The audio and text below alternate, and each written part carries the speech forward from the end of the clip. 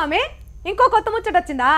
అయ్యో ఇంకో ముచ్చట వచ్చిందంట, అది కూడా చూసేద్దాం, ఓ పని అయిపోతుంది. దేశం బాగుపడేందుకు యువత బలంగా ఉండు కాదు, ముసలోళ్ళు ఆడోళ్ళు చిన్నపోరగాళ్ళని తేడా లేకుండా అందరికీ అందరు అంటే 173 మంది ఉత్త శుద్ధ పప్పులోనే ఉన్నారట మన దేశంలో. సూపుకు శృంగారమే గాని ఒంట్లో సత్తువ లేకుంటున్నారట 3 పావుల మంది. గాలేస్తే కొట్టుకపోయేటట్టు, రోగం వస్తే చచ్చిపోయేటట్టున్నాయట తనువులు. తిండి లేకనా అంటే కాదు, కడుపులో పట్టనంత ఇర్గ మరగ తింటున్నామట గాని అంత చెత్త కూడేనట. ఒక్క తిండిలో కూడా ఒంటెకు బలాన్ని ఇచ్చే ప్రోటీన్లు లేవట. దీంట్లో మాంసం ముట్టుకున్నోళ్ళు మస్తు ఎక్కువ ఉన్నారట. లేని వైనాలు వాడుకుంటా అది తినను ఇది తినను అనే నాన్ వెజ్ జీవులలో కూడా జీవసత్వాలు లేకుండా అవుతున్నాయట.